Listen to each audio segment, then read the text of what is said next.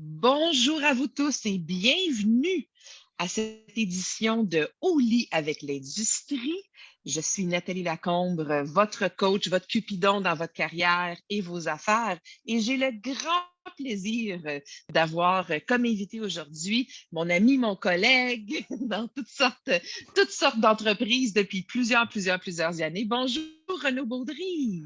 Salut Nathalie, je suis tellement content d'être là avec toi aujourd'hui. On J'avais est au hâte lit. que tu m'invites, j'avais hâte que tu m'invites à ton podcast. Je suis vraiment content Je d'être suis là. Je suis super heureuse de t'avoir. On va parler de ce qui te passionne et ce qui pourrait, je suis certaine, servir les leaders dans l'industrie, les professionnels, les gestionnaires, etc. Donc, pour ceux qui n'ont pas eu le plaisir encore de rencontrer Renaud, il est un jeune leader optimiste dans l'industrie depuis plus de 20 ans, dans l'industrie de la mise en forme. Renaud est là depuis le tout début. Il a intégré cette carrière qui est un petit peu dans la business de famille, l'entreprise familiale. Il est lauréat d'un prix de EURSA, l'étoile montante en 2018. Et puis, il est maintenant, pour ceux qui ne le savent peut-être pas, il évolue chez EconoFitness depuis 2013. Renaud est le président et le chef de l'exploitation chez EconoFitness. Bienvenue! Ah, merci. Quelle belle présentation, Nathalie. Ben, voyons, ça fait C'est plaisir. beaucoup de choses. J'ai célébré 20 ans de carrière ce mois-ci, justement, là. On a fait Oh, un petit party. félicitations! Ouais, Un moment donné, on pourra plus dire jeune. Là. Quand ça fait 20 pas ans, là, plus on peut jeune. encore dire jeune parce que toi, Ah, tu es jeune. Mais voilà, qu'est-ce qu'on ça va fait faire partie de avec mon ça? branding. Ça va Oui, c'est ça. rester, En Nat. plus, C'est mon ah, branding personnel. on est Jeune puis là-dessus. optimiste. Vois-tu le sourire dans mon visage en ce moment? On le voit et pour ceux qui sont en version balado, on l'entend, Renaud. Donc, on n'a pas à s'inquiéter. Ça, tu as absolument raison que c'est un branding qui est authentique et à toutes les fois que je t'ai rencontré, très facile à remarquer dès qu'on te voit. Parlons tout de suite, par contre, des choses encore plus importantes que ça. Renaud, tu portes quoi la Oh, nuit? mais la nuit.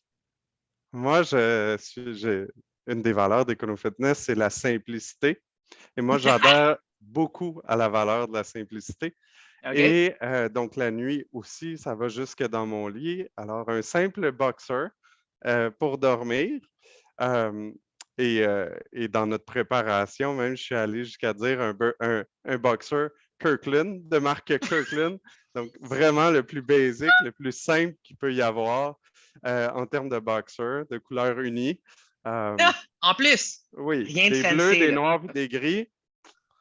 Tout, c'est ça. Je me casse pas la tête. C'est quoi? C'est pas Mark Zuckerberg qui dit moi j'ai un jeans, j'ai 7 jeans pareils, 7 t-shirts pareils, Uh-huh. puis Ça passe un à pour travers chaque ça, jour de c'est la tout. semaine. Mais pour un entrepreneur, pour un gestionnaire et pour un jeune papa et bientôt jeune papa fois deux, ça doit simplifier ce qui se passe autour de l'heure du coucher dans la maison, j'imagine.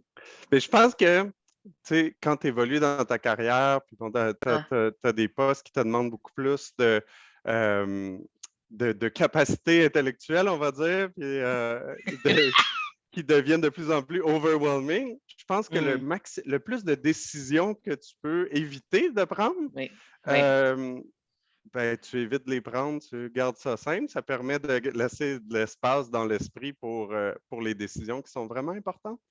J'aime bien ça. C'est ça Et le principe. afin, afin d'être un homme de décision reposé, tu préfères un coucher autour de 22 heures et un réveil autour de 6 heures. C'est bien ça? Exactement. Ça, c'est dans un monde idéal, Nathalie. Oui, c'est ça, je m'en allais Hein, dire. Est-ce que tu es capable d'adhérer à ça? ça, c'est la théorie. C'est la théorie. J'ai une petite fille Ah, de 18 mois. Euh, ah, le 6 heures, elle a le 6 heures modulable. Le 6 OK. heures et parfois 5, 4h30 cette semaine. Oh Euh, boy. ouais. Mais une fois que c'est parti, je veux dire, elle se rendort. Moi, Oui. ben, quand ma Une fois que journée tu est es partie, elle est réveillé, partie. Hein, une fois que ça passe, quand c'est le ça. hamster part à courir, c'est rare qu'il ralentit. À C'est 22 ça. heures. À 22 heures. OK. Ben, allons profiter de l'imagination, de la créativité et de la brillance de ce hamster. Dis-moi, on va parler en particulier, là, comme j'ai dit, de ce qui te passionne, qui est tout ce qui est branding, marque de commerce, commercialisation de ce qu'on a, sur un point de vue individuel, sur un point de vue grande marque, comme chez Econo Fitness, etc. Parce que je sais, c'est ce que tu regardes, c'est ce que tu travailles, c'est ton expertise. Parle-nous d'abord et avant tout de ça. Est-ce que d'avoir une marque de commerce claire, qui est précise, est clé au succès en entreprise? Ta réponse à ça, d'abord et avant tout. Ma réponse, c'est essentiel. Essentiel. Comme pour moi, avoir une vision claire, cohérente et connue, c'est la base de tout. Puis chez Econo Fitness, on a un truc qui s'appelle le code de conduite du leadership. Donc, ça s'adresse aux gens qui ont des postes de gestion. Puis, c'est le premier point du code de conduite du leadership, c'est la vision est claire, cohérente et connue de tous. Puis, on parle, je veux dire, une réunion chez Econo Fitness, ça commence avec la vision, on la répète, on la révise, on a une image visuelle, un support visuel qui vient avec la vision, ça se passe à l'embauche, c'est pour tout le monde, puis tout le monde doit la connaître parce que c'est notre vision, c'est ce qu'on veut faire et c'est pas d'autre chose. En fait, on s'en va pas à gauche, on s'en va pas à droite, on s'en va au milieu. Et voici le chemin sur lequel on marche. Et bienvenue avec nous. Ben oui, je vais te lancer un défi. Et je te dirais que pour moi, je vois ça. Je vois très bien ces trois choses-là chez Econo Fitness. Dis-moi, regarde l'industrie un peu, là. Entre le clair, cohérent et connu, lequel des trois est-ce que tu vois comme étant la plus grande source de défis et difficultés dans l'industrie? Clair, ça peut être clair des fois dans ta tête. Cohérent, je veux dire, est-ce que tes bottines suivent tes babines? Et connu, c'est la communication. Puis moi, je pense que le plus grand défi de toute organisation, c'est la communication. Fait que des fois, pour certaines personnes, c'est très, très clair. Je sais où je m'en vais, je sais où je vais amener mon entreprise. Dans ma tête, c'est extrêmement clair. Mais quelle est la faculté à le communiquer et à s'assurer que c'est compris de tout le monde qui est dans mon organisation? Puis que tu aies 2 employés ou 700 ou 3000, c'est la même chose. C'est la capacité à communiquer. Puis plus tu as de monde dans ton organisation, plus fréquemment tu dois communiquer probablement. Intéressant. Puis si on prend ça pour... Ben oui, je dirais avec des canaux plus formels parce que pour s'assurer que c'est fait et que c'est continu. Quand tu as 2 employés, ben c'est toi avec tes 2, tu es tout le temps là, tu répètes toujours tes mots, c'est tes mots, ta vision, tu la véhicules. Mais en même temps, c'est comment est-ce que ton équipe la véhicule à leur équipe et à leur équipe ensuite, plus l'organisation est grande, plus c'est un défi, selon moi. Je suis d'accord, au niveau de l'inter, là, tu sais, absolument. Au niveau de l'intra, je trouve ça intéressant. Je me souviens quand je suis déménagée, je suis revenue au Québec après avoir été montée à Toronto. Et pour moi, ma marque de commerce, et ma marque de commerce était claire, mais au niveau du connu, à savoir ce que c'était, je m'en souviens d'avoir été à un congrès peut-être 9 mois après que je suis déménagée ici, où là, j'étais entrepreneur, je faisais petit solo entrepreneur, je faisais ce que je faisais. Et il y a des gens que je connais très bien qui m'ont dit littéralement comme, OK, exactement, qu'est-ce que tu fais en ce moment? Comme je vois ce que tu poses, là, mais c'est quoi exactement? Et ça a été pour moi vraiment la lumière de dire la manière que je communique ce que je fais est exactement ce que j'ai comme offre de service à offrir. Moi, c'est clair dans ma tête, mais évidemment, même les gens dans mon industrie, imagine les autres. Là. Fait que je trouve ça intéressant de voir ce côté-là connu, étant le défi dans une grande entreprise, que ce soit à l'interne, mais au niveau de l'externe, des fois, pour les gens qui sont en solo, on pense que c'est clair, mais ça ne veut pas dire que ça l'est tout le temps. Fait que j'apprécie. Ça prend une mission claire aussi. Tu sais, oui, tu as la vision où tu t'en vas, puis ça va orienter ton branding. Mais ça prend à la base une mission claire. Qu'est-ce que tu fais et pourquoi tu le fais? Si ça, c'est pas clair, je pense que c'est très difficile d'avoir du succès. Et pour qui tu le fais? Parce que ça ne veut pas être pour tout le monde. Surtout, tu sais, quand on essaie d'être toute chose à tout le monde, ben là, on finit par décevoir nous-mêmes et les autres en même temps. On ne peut pas plaire à tout le monde. Tu as tout à fait Absolument. raison là-dessus. Fait que si je comprends bien, tu penses donc que c'est difficile, sinon presque impossible, d'être efficace en marketing si on ne connaît pas bien sa marque de commerce et qu'elle ne soit pas intègre. Mais oui, il faut savoir ce qu'on veut faire. Sinon, comment communiquer, comment expliquer à des clients qu'est-ce que tu fais et pourquoi tu le fais si ce n'est pas clair pour toi-même. Et c'est facile de s'éparpiller puis de dire je veux tout faire et plaire à tout le monde, comme tu disais. Si je veux plaire à tout le monde, ben là, mon message devient diffus et devient confus. Et puis, les êtres humains, la confusion, on ne vit pas bien avec ça, on s'éloigne dans ce temps-là. Je ne Oui, mais comprends pas, je ne peux pas ouais. adhérer. Comme tu dis, dans le processus décisionnel, si ça prend 8 étapes pour prendre la décision d'acheter, d'adhérer, de renouveler, d'embarquer, ben là, on passe rapidement à autre chose à ce moment-là. Dis-moi, comment est-ce que, parce que c'est quelque chose que j'ai eu le plaisir de vivre dans des grandes organisations auxquelles moi j'étais, puis j'imagine que c'est la même chose chez EconoFitness. Comment fais-tu pour savoir qu'est-ce qui est dans la marque de commerce et qu'est-ce qui fait partie dans les projets, les partenariats, les opportunités, les différents réseaux sociaux, tout ça? Comment est-ce que tu fais pour trancher ce qui est dans ce que vous faites, dans votre marque, versus ce qui est une distraction? Tu tranches comment? On appelle ça le filtre des valeurs. Donc, c'est un concept qu'on utilise au quotidien chez EconoFitness, le filtre des valeurs. Nos valeurs sont simplicité, plaisir, respect, entraide. Ces 4 valeurs-là. Donc, le projet et le filtre, on va se dire comme plaisir, respect, entraide, ça se passe bien, généralement bien. Ça peut s'appliquer de manière générale à beaucoup de projets. Donc, le filtre des valeurs, souvent, c'est au niveau de la simplicité que ça va se passer. Donc, le filtre de la simplicité. Est-ce que ce projet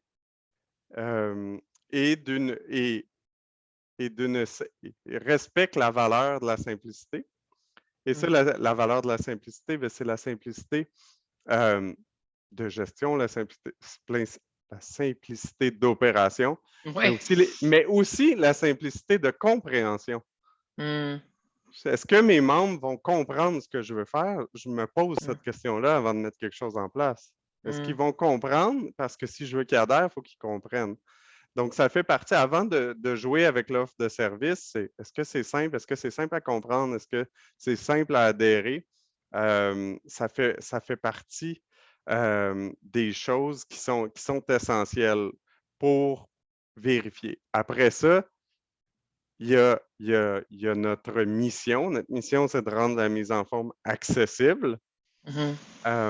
Donc, est-ce que ce projet-là nous aide à rendre la mise en forme accessible? Puis l'accessibilité, ça a plusieurs volets. EconoFitness est souvent associé au bas prix, très, très souvent, mais c'est pas que ça. Puis même, je te dirais, cette part de bas prix-là, c'est seulement pour une partie des consommateurs qui adhèrent pour le prix.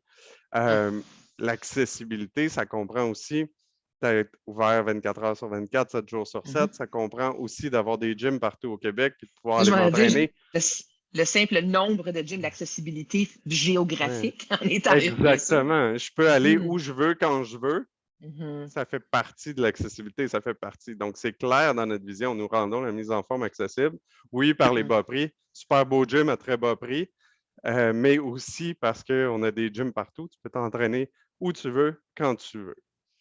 Fait que tout ça, quand on a un projet, c'est est-ce que ça rentre là-dedans? Est-ce que ça fit avec la vision, avec la mission, avec les valeurs de l'entreprise? Fait que la base de tout ça, quand je parlais de vision claire, cohérente et connue, il faut prendre le temps. Puis si j'ai un conseil, s'il y a une chose à retenir aujourd'hui de notre Hum, conversation, c'est hum, de prendre le temps de se poser la question. hum, Quelle est ma mission personnelle? C'est vrai pour un entrepreneur, c'est vrai pour un solopreneur, c'est vrai pour une petite entreprise, c'est vrai pour une grande entreprise. Qu'est-ce que je fais? Pourquoi je le fais? Est-ce que c'est clair? Est-ce que c'est clair pour moi? Puis après ça, quand je choisis de poser des actions, est-ce que tout ça est en connexion, est en cohérence avec hum. ma vision puis ma mission? Puis ce que j'ai envie d'accomplir aussi. Ce que je trouve d'intéressant, c'est une chose dont tu n'as pas mentionné encore, c'est la profitabilité. Parce que c'est comme la suite des choses. Mmh. Et c'est difficile quand on a, tu sais, on parle de Ouais, partenariat. Là. ouais, Ça nous arrive ouais, beaucoup pour des espèces des ouais. side hustles, là, des projets, des jobs à temps partiel. Ouais, Pour tout le ouais, monde dans l'industrie, de se dire quelqu'un ouais, nous propose quelque chose. Fait que tu aurais, ouais. par exemple, là, un Mmh, partenaire qui dirait ben, tu pourrais vendre nos vêtements.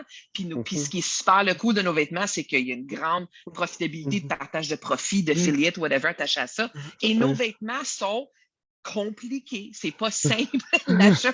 Tu sais, ça a de l'air Ouais, nono, là, mais est-ce ouais. que ça rentre dans la simplicité ou ben, on a déjà une marque, Mmh, puis là, d'avoir une mmh, seconde marque, oui, peut-être plus ouais. profitable, Mmh, mais le client va être confus. Donc, tu sais, c'est mmh, où est-ce que ça rentre dans le processus mmh, décisionnel, alors mmh, que ce que je comprends, toi, c'est que les autres mmh, choses viennent avant. Et c'est sûr que si ça n'arrête pas profitabilité, ça ne viendrait mmh, peut-être pas jusqu'à vous autres. Mais quand mmh. ça vient, c'est pas dans la première chose dans le processus décisionnel, mais les autres choses entrent en ligne Mmh. de compte. Parce que Ouais. sinon, c'est big shiny Mmh. object. Là. Mmh. L'argent peut être une distraction. Elle Ouais, peut être très ouais. bien, elle peut être très logique, mais si elle n'est pas Ouais. cohérente, ça devient une distraction. Ça Oui, devient une je comprends bien. distraction, puis ça va Mm, en fait, ça va nuire à l'ensemble. Voilà, mm, la profitabilité individuelle, on va dire, mm, c'est pas le premier critère, c'est pas la première chose que je regarde. Hem, Jamais, en fait. Ça va venir après, hein. Il faut que ça passe dans le filtre avant. mm, Avant la profitabilité. Je veux dire, la première chose, la simplicité avant la profitabilité. Parce que si c'est pas mm. simple, c'est sûr que je le ferai pas. Tu sais, si j'y vais d'un point de vue Mmh. individuel, Renaud, parce que bon, quand tu communiques ça à ton équipe, Ouais. c'est sûr que Mmh. de rappeler du filtre continuellement est Ouais, là. ouais, Mais est-ce que ton filtre, vraiment, là, rendu à ce ouais. point-là, là, premièrement, avec le poste que Ouais, tu occupes ouais, chez Econo, mais ouais, également ouais. étant dans cette famille depuis 20 ans, là, est-ce que le filtre, c'est comme pas ton got maintenant? Il me semble que N si on non, écoute, non, pas du tout. non, non. Hmm. Non, parce que je suis un passionné comme tout le monde dans dans cette industrie. OK. Hem, je dois m'auto-filtrer Hmm. avant d'amener des choses. Puis j'ai une OK. équipe qui est sensationnelle, puis qui va me ramener aussi Nice. très, très souvent à mais puis c'est un commentaire que je reçois vraiment souvent, Nathalie, mais est-ce que ça passe dans le fil de la simplicité, ce dont tu nous Hmm. parles en ce moment? C'est cool, c'est C'est cool, cool. hein? Ouais, Souvent, shiny. C'est je vais dire shiny. ça, je vais me le faire dire, c'est vraiment cool, mais Ouais. est-ce que ça fit dans notre vision? OK. On se challenge constamment à ce sujet-là. Mm, mm. Puis c'est OK. une vraie conversation de l'équipe de gestion et c'est vraiment au quotidien de se Et- dire, est-ce qu'un nouveau projet, puis tu Oui. sais, je fais beaucoup de développement des affaires, Mhm, euh, puis tu sais, on peut parler de technologie, c'est le mm. meilleur exemple. Tu sais, Oui. est-ce que est-ce qu'on doit rentrer telle ou telle technologie dans l'entreprise? Ben, avant d'aller de l'avant, on va évaluer la simplicité, oui, la rentabilité du projet, mais la simplicité du projet. Parce que de la technologie, je peux en mettre à l'infini. Fait 10 ans, on va dire ça de même, ça fait 10 ans Mm, que je me pose la question à chaque trimestre, est-ce qu'on fait une application mobile mm, pour EconoFitness? mm. Ça va faire, ouais, ça va faire depuis 2012, la première fois qu'on s'est posé la question, devrions-nous bâtir une application mobile? On n'a toujours pas d'application mobile parce que On l'aurait jamais fait elle n'a jamais traversé l'idée d'application mobile, Les elle n'a filtres. jamais traversé le filtre. Puis je dis pas je vais continuer à m'interroger trimestriellement parce que c'est vraiment cool. Et Une la application technologie mobile. évolue et on espère, c'est supposé de simplifier les choses. Mais comme tu dis, simple pour le client versus simple à l'opérationnel versus simple dans tout, Oui, c'est un processus décisionnel qui est différent. Là, intéressant. exactement. Puis c'est ça, l'application mobile simple à mesure que la technologie évolue. Tu sais, il y a 10 ans, tout était custom. Aujourd'hui, il y a des technologies que tu peux implanter qui existent, qui sont white label, qu'on appelle. Je ne sais pas comment dire white label en français. Non plus. Mm. Qu'on Mais peut avoir avec notre marque ouais, essentiellement, ouais, on que peut ça a de mettre l'air notre d'être marque notre marque au consommateur. qu'on peut mettre notre marque sur un produit existant. Puis ça, il y en a de plus en plus, des applications white label. Fait qu'un jour, celle qui sera simple à intégrer arrivera à nous. Tu sais. OK, je comprends. Dis-moi, pour les gens qui sont instructeurs de cours en groupe, gestionnaires, entraîneurs, bon, tout ça, là, si on regarde que ce soit chez Econo, si tu peux visualiser dans tous les postes qui seraient disponibles, à part de quelqu'un qui dit, bon, est-ce que les valeurs et la mission et la vision d'une entreprise matchent avec la mienne? Quelqu'un qui a qui est clair dans sa propre marque, comment l'intégrer chez un employeur? Comment, bon, que ça soit clair, ce qui est sur le mur versus ce qui est dans mon cœur, OK. Mais est-ce que ça diffère un petit peu? Ça veut-tu dire qu'on ne travaille pas là? Comment est-ce qu'on on rentre ces deux choses-là? Comment est-ce qu'on fait que le puzzle fonctionne bien? Mais tu sais, dans notre recherche d'emploi, ça devrait faire partie de notre checklist. Ça devrait faire partie des questions qu'on pose à l'employeur dans un entretien d'embauche. C'est quoi les valeurs de l'entreprise? C'est quoi la vision de l'entreprise? Parce que tu veux travailler à un endroit qui a la même direction que toi. Fait que je pense que c'est des questions qui, à la base, c'est la recherche, quand je parlais de cohérence, c'est la recherche de cohérence. Est-ce que l'endroit où tu travailles est cohérent avec tes propres valeurs, avec ta propre vision, avec ta propre mission? Fait que je pense que dans la recherche d'emploi, c'est important de trouver un endroit, puis spécialement en ce moment où n'importe qui peut travailler n'importe où. Je pense que c'est un bon moment même pour se poser la question, est-ce que l'endroit où je travaille, c'est en cohérence avec mes valeurs et avec ma mission personnelle? Puis si ce n'est pas ça, ben, je pense qu'il faut réduire cet écart-là entre les valeurs personnelles et les valeurs d'entreprise, puis trouver un endroit où on est vraiment connecté, où les valeurs de l'entreprise sont vraiment en cohérence avec nos valeurs personnelles. Je pense que c'est important de le faire, autant pour un employé que pour un travailleur autonome. Est-ce que mes clients sont en cohérence avec mes valeurs? Je pense que c'est important aussi. Puis ça fait partie, tu sais, le bonheur au travail, si on veut être heureux dans ce qu'on fait, il faut travailler, il faut s'entourer de gens qui, qui véhiculent les mêmes valeurs que nous. Je pense que c'est une question qui est essentielle pour tout travailleur, pour tout travailleur autonome et même pour les gestionnaires d'entreprise. J'invite tous les gestionnaires d'entreprise à se poser la question si les valeurs de l'entreprise sont en cohérence avec les valeurs de gestionnaire. Parce que c'est difficile de diriger une entreprise qui ne s'en va pas à la même place où nous, on veut s'en aller personnellement. Fait que ça, c'est des questions un peu existentielles, on va dire, mais qui sont essentielles pour être bien, pour bien être. Tu le sais, tu me connais, je parle beaucoup, en tout cas, je parle beaucoup de la compensation. On est dans un marché de travail qui est difficile en ce moment. On a une pénurie de main-d'œuvre dans notre industrie pour la première fois. Comme certains disent, la première fois que les employés, les professionnels de fitness, ils ont le gros bout du bat. Mais quand je parle de compensation, on dirait que c'est comme séparé de dire, il y a compensation. Puis après ça, il y a la culture, le bien-être, le bonheur, tout ça. Puis je suis comme, tu sais quoi, je t'entends parler, puis je suis comme, non, non, je vais mettre ça dans le même bol. Là. Ben, ça Parce va que ensemble, ça fait je peux pas, mais partie. c'est ça, je peux pas voir bonheur au travail séparé de la compensation parce que, Non. comme tu dis, on est des passionnés. Même Mm, si quelqu'un me paye plus de faire 1 heure ou 40 heures par semaine à mm, quelque part où il n'y a pas de bonheur au travail, il n'y a pas mm, de cohérence entre mes valeurs et sa valeur, man, comme il n'y a pas assez d'argent sur la terre pour me faire travailler à un endroit mm, comme ça, là, ça mm, fait partie de la compensation, ça fait partie de ce que mm, tu vas chercher. Si on pense mhm. compensation, pas juste Ouais. rémunération, mais compensation, ce que tu vas chercher de quelque part, Ça fait c'est partie du intégral. lot. Je veux Ben oui, dire, 100%.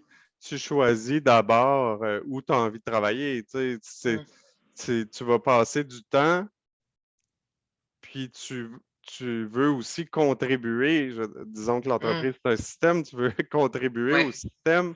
euh, puis tu veux aussi te sentir, je pense que c'est important en tant que personne aussi de se sentir bien puis de s'accomplir. Mm, Pour mhm, s'accomplir, il faut réaliser quelque chose qu'on aime et quelque chose en quoi on croit. mhm. Faire partie de tout ça, absolument. Euh, On termine toujours, mais ça va vite. On termine toujours, pas qu'on ne ah, pourrait pas continuer à parler longtemps, là, avec la euh, question qui est que je te pose, Renaud, qui est euh, quand tu regardes ce qui se passe autour en ce moment dans l'industrie, quand tu vois ce qui est autour de nous, ce qui est autour de toi, dans ton commerce et dans les autres, qu'est-ce qui te rend optimiste? Qu'est-ce que tu aimes voir en ce moment? Qu'est-ce qui te fait triper en ce moment? je te dirais que c'est un peu ce qu'on vient de parler. Je pense qu'il y Mm, a beaucoup de gens qui ont pris le temps, avec ces 2 ans de pandémie, de se demander s'ils étaient sur leur X. Ça crée mm, tout un mouvement qui est un casse-tête pour bien des employeurs. Mais ça crée du mouvement, ça crée des gens qui savent ce qu'ils veulent plus aussi. Pour beaucoup de gens, mhm, c'est ce qu'ils mhm, veulent plus. mhm, Et c'est devenu très, très clair. Puis je pense que ça va faire ça fait peut-être moins de travailleurs, pas moins de travailleurs, mais moins d'heures travaillées, on va dire. mhm. Mais ça fait des gens probablement plus productifs, qui sont plus heureux, qui ont un meilleur équilibre. Puis je pense que le bénéfice à long terme, euh, est plus grand que le struggle Mm, actuel de mhm, combler des heures. Je pense que le développement technologique va pallier à la pénurie de main-d'œuvre. Puis je pense mm. qu'à la fin, les humains vont être plus heureux. Puis je pense que c'est encore plus vrai dans notre industrie. Je pense qu'avec tous les mois d'arrêt, les gens ont eu le temps de se dire est-ce que je veux encore ça? Est-ce Mhm, que je veux plus ça? Qu'est-ce que je veux? Comment je m'organise? mhm. Ça a Puis je pense tassé que les choses. exactement. Mm, Ça a créé aussi beaucoup de travailleurs autonomes. mm, Puis ça, je trouve ça vraiment le fun. Ça fait une dynamique différente. Les gens, tu sais, je pense qu'il y a bien des gens qui se sont rendus compte que ils pouvaient créer leur propre business. Ça stimulait un petit peu l'entrepreneuriat. Ça a mhm, poussé beaucoup de gens à être plus créatifs. mhm, Euh, je regarde les bénéfices pandémiques avec mm. du recul. Je Oui. pense que ça va avoir aidé la créativité aussi. Non, je pense qu'à la fin, oui, ça a été 2 années difficiles, mais à la fin, je pense que ce qui va en ressortir de tout ça, c'est des entreprises plus productives, Mm, des humains plus productifs. mm. Ça, c'est quelque chose, dans ma mission personnelle, dans mes valeurs personnelles, la Oui. productivité est super importante. Euh, la loi de Pareto, 80-20, Mhm, euh, c'est comme essentiel pour moi. C'est quelque chose que je mm, véhicule au quotidien à mes équipes aussi. mhm, C'est pas, on ne travaille pas pour travailler, on travaille pour réaliser des choses, pour accomplir des mm. choses. Et Mais focusons sur ce qui est le plus productif, productif. ben oui, productif et performant dans tous Ouais, les aspects de leur vie, les ouais, sentent comme ils ont une ouais. performance professionnelle qui les Mhm. soutient, qui les motive. Ouais. Je trouve Parce ça que super cool. tu peux travailler des longues heures Mm, et ne rien accomplir. Tu sais, puis je pense pas que personnellement que ça soit très stimulant de travailler des longues heures à ne rien accomplir. mm, Fait que pour moi, c'est d'où l'importance du 80-20, puis de travailler sur les choses qui vont générer le plus de bénéfices. Ça mm. permet un meilleur équilibre et plus de résultats. Bien, je te remercie, Renaud, pour cette conversation stimulante, cette conversation détendue et quand même très Mmh. stimulante. Je suis toute comme Ouais, j'ai hâte d'aller faire des choses, ouais, j'ai hâte d'aller jaser ouais. de ça. Et je te remercie de toujours être quelqu'un qui régulièrement accepte d'avoir des conversations stimulantes avec moi. Personnellement, je l'apprécie énormément de t'avoir comme collaborateur et collègue. Donc, merci beaucoup, Renaud. Et bonne chance et bon succès à vous tous. Et si les gens veulent te retrouver, on va les aider lors de la publication du balado et du vlog pour pouvoir poursuivre la conversation avec toi. Merci infiniment, Renaud. Merci à toi.